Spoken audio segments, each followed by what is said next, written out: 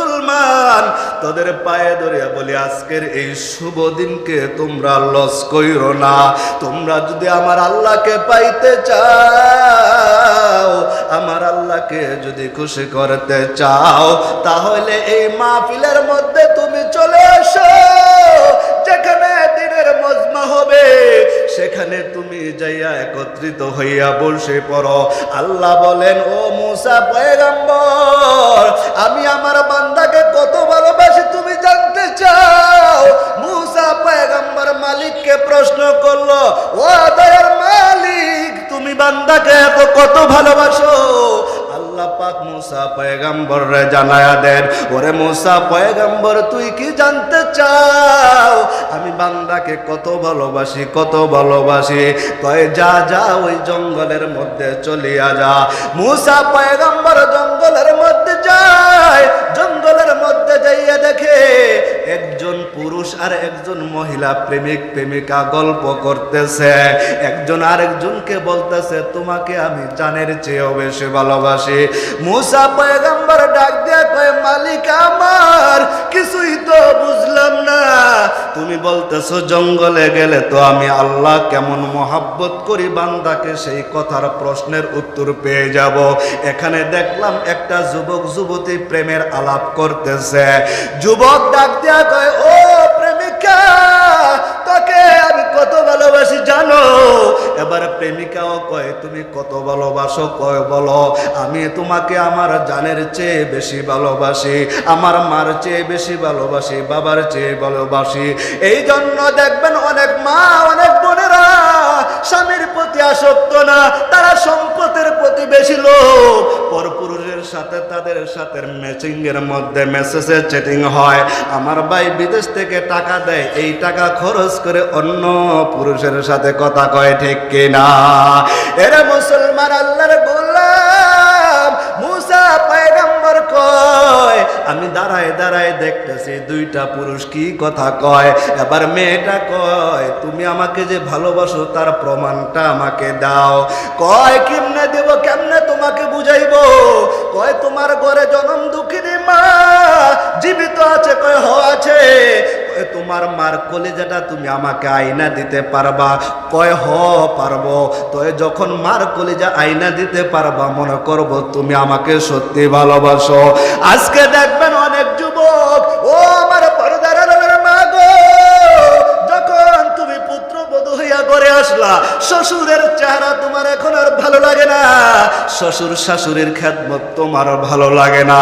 কেন ভালো লাগে না বুঝাইতে পারবো না তোমাকে, তুমি তো উগ্রবাদী হয়ে গেছ। তোমার মধ্যে নবীর আদর্শ নাই, ঘরের মধ্যে নবীর আদর্শ নাই। এই জন্য উলঙ্গ পানা হইয়া তুমি রাস্তার মধ্যে চলো, আর পুরুষের দোস্ত ইফতিজিং করে। আরে বান্দা, তুই যদি হেফাজত হয়ে যাও, আমার আল্লাহ তোকে হেফাজতের রাস্তাটাও খুলে দিবে। এবার বান্দা ডাক দিয়া কয়, ও আমার প্রেমিকা, তোকে আমি আমার মায়ের চেয়ে বেশি ভালোবাসি। কয়, প্রমাণ দেখাও, তোমার মার কলিজাটা আইনা আমারে কি দেখাও। কয়, তাই নাকি? তাহলে তুমি বিশ্বাস করবা। এবার আল্লাহর বান্দা হাতের মধ্যে ছুরি নিয়ে দৌড় ওই মাকে দেখার জন্য যায়। মা দুঃখিনী দরজা খুলে তাকায়, তাকায় দেখতেছে আমার সন্তানটা করে আসতেছে অনেকদিন পরে, কিন্তু সন্তান তো মাকে জবাই করার জন্য আসতেছে। ওরে দুনিয়ার মুসলমান, তোমরে কেমনে বুঝাইবা আল্লাহ বান্দাকে কত ভালোবাসে? মুসা পয়গম্বর আল্লাহকে জানতে চাইছে, বান্দাকে আল্লাহ তুমি কত ভালোবাসো? আল্লাহ পাক রব্বুল আলামিনের পয়গম্বর মুসা দাঁড়ায় দাঁড়ায় দেখতেছে, ঘটনা শুনতেছে। আবার সন্তানটা ছুরি নিয়ে রওনা হয়ে গেছে। রওনা হইয়া যখন মার কোলে যাইব, মা তো বড় আশায় আছে, আমার সন্তান মনে হয় আজকে আমাকে কোলে জড়াইয়া নিবে।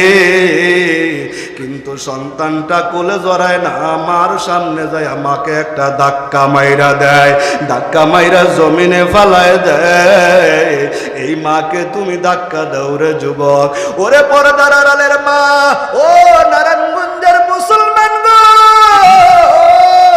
এই মাইকের আওয়াজ, তার আওয়াজ যদি তোর কানে যায়, তোর কানে মেসেজ দেয়, মা বাবার সাথে নাফরমানি করবি তো আল্লাহর জাহান্নাম, মা বাবার সাথে সদাচরণ করবি তো আল্লাহর জান্নাত তোর জন্য রনি। খেদমতে মা দর পে দর কুন সুবহ শাম, তাকে বাসি দর্দে আলম নেকে নাম। খেদমতে মা দর পে দর কুন সুবহ শাম, তাকে বাসি দর্দে আলম নেকে নাম। এবার সন্তানটা মাকে লাত্তি মেরে জমিনের মধ্যে ফালায় দেও, ফালায় দেওয়ার পরে শুরু দিয়া মার কলিজাটা ভাইর কইয়া রওয়ানা। এবার প্রেমিকার সামনে যখন রওয়ানা দিয়েছে, রাস্তার মধ্যে যখন হোঁচট খাইয়া পড়িয়া যায়, মার হাতে কলিজাটা চিটটা আরেক দিকে চলিয়া যায়। যাওয়ার সাথে সাথে আমার আল্লাহ গায়বী ভাবে ওই কলিজার জবান খুলে দিয়েছে। ওই কলিজার থেকে আওয়াজ আছে, ওরে সন্তান, তোকে আমি দুনিয়ার মধ্যে আনার জন্য কত কষ্ট করছি, আজকে মাকে কেমনে লাথি মারলি। ওরে আমার গঞ্জ কুমারিয়া মুসলমান, ওরে মা, মার সাথে বাবার সাথে বেয়াদবি করবি না। আজকে ওলামায়ে কেরামের সাথেও বেয়াদবি করবি না। যারা ওলামায়ে কেরামের দিকে আঙ্গুল তুলছে, আজকে তাদের নজির ভালো না। দুনিয়া থেকে বিকলঙ্গ হইয়া মাওলার কবরে গেছে, চিল্লায়া বলেন ঠিক কিনা? এই জন্য মুসলমান আল্লাহর গোলাম, আবার মার কলিজা কয়, ওই কলিজার থেকে উত্তর আসে, ওরে সন্তান, আমি মাকে জবাই করে দিয়েছো, কোনো সমস্যা নাই। সন্তানটা যখন হোঁচট খাইয়া পড়ে যায়, আবার ওই কলিজায় উত্তর দেয়, কি উত্তর দেয়? আমার বাবা হোঁচট খাইয়া পড়ে গেছে, ব্যথা পাইছো নি?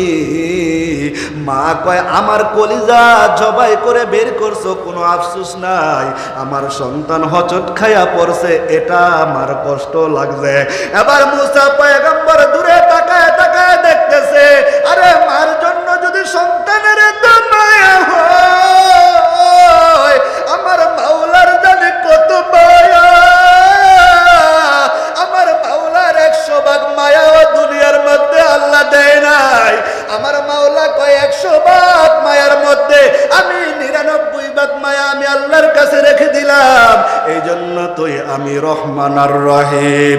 কাদের তু দারি বরকমান, আনতা রব্বি আনতা হাসবি জুল জালাল, ইয়া ইলাহি তু মেরা মাবুদ হায়, ইলাহি তু মেরা মাশুক হায়। মুসা পয়গম্বর চোখের পানি ছেড়ে দিয়ে মাওলাকে ডাক দিয়ে বলে, আল্লাহ, ও মালিক, তোমার কত মায়া, আমার বুঝতে আর বাকি নাই, আমার বোঝা শেষ হয়ে গেছে। এই জন্য আজকে তোমাদের কাছে একটা মেসেজ দিব, ও নারায়ণগঞ্জের মুসলমান গো, ও গঞ্জ কুমারিয়ার মুসলমান, আল্লাহ বলেন, ইয়া আইয়ুহাল্লাযীনা আমানু তুবু ইলাল্লাহ, এরে বান্দা তওবার দরজা নিয়ে আমি আল্লাহর দিকে আগাও। আমার আল্লাহর রহমত বড় বড়, আমার আল্লাহর দয়া বড় বড়। মায়ার নবী ডাক দিয়া আমার পয়গম্বরের আদর্শ, কেমন আদর্শ এই রবিউল আউয়াল মাসে তোমরা শুনেছো। মায়ের নবীর আদর্শের চেয়ে উত্তম আদর্শওয়ালা কেউ নাই।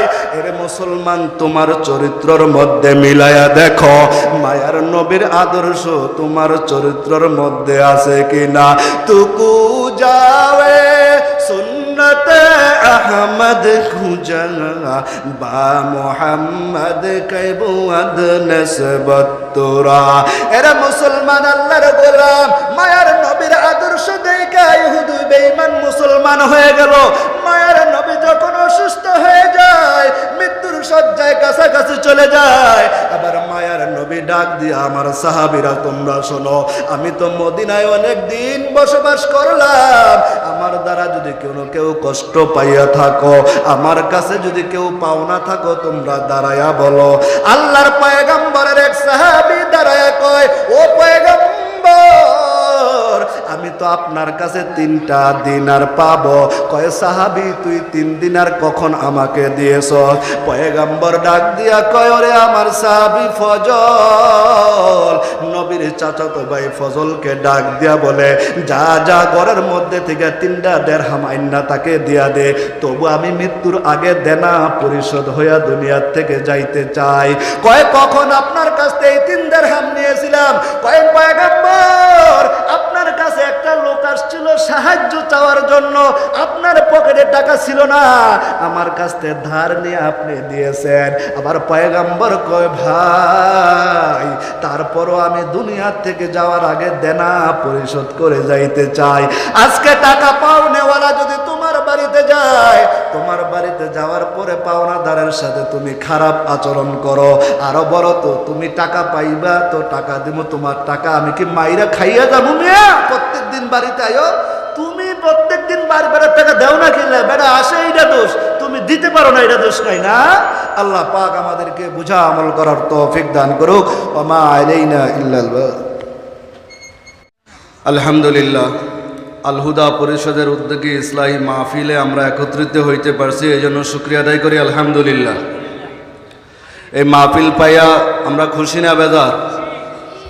একজন বেজার, ওর নাম হয়েছে মিস্টার, ও তো সবাই জানেন, আপনারা তো ওয়াজ জানেন মাশাআল্লাহ। আল্লাহ পাক রব্বুল আলামিন বলেন আফা হাসিবতুম আন্নামা খালাকনাকুম আবাসা, আফা হাসিবতুম আন্নামা খালাকনাকুম আবাসা ওয়া আন্নাকুম ইলাইনা লা তুরজাউন। আমার আল্লাহ ডাক দিয়া বলে এ দুনিয়ার মুসলমান, আমি আল্লাহ তোদেরকে অনার্থক বানাই নাই রে বান্দা। দুনিয়ার মানুষ যখন কোনো কিছু বানানোর চেষ্টা করে রে বান্দা, তার দিলের ভিতরে কোনো উদ্দেশ্য থাকে, আমি এটা দিয়া আমার জীবনের সাংসারিক জীবনকে উন্নতর দিকে নিয়ে যাইব। আমার আল্লাহ পয়গম্বরকে ডাক দেয়া কয় পয়গম্বর আপনি আপনার উম্মতদেরকে জানায়া দেন তারা যেন আপনার রসুলের অনুসরণ করে, তাহলে আমি আল্লাহকে তারা পাওয়া সম্ভব হয়ে যাব। কেমনে কেমনে রসুলকে পাওয়া যাব? ও বঞ্জকুমারী আর মুসলমান গো, ও আমার পর্দার আড়ালের মা গো, আজকে এই আল হুদা পরিষদের মাহফিল পেয়ে তোমরা কত ধন্য গো।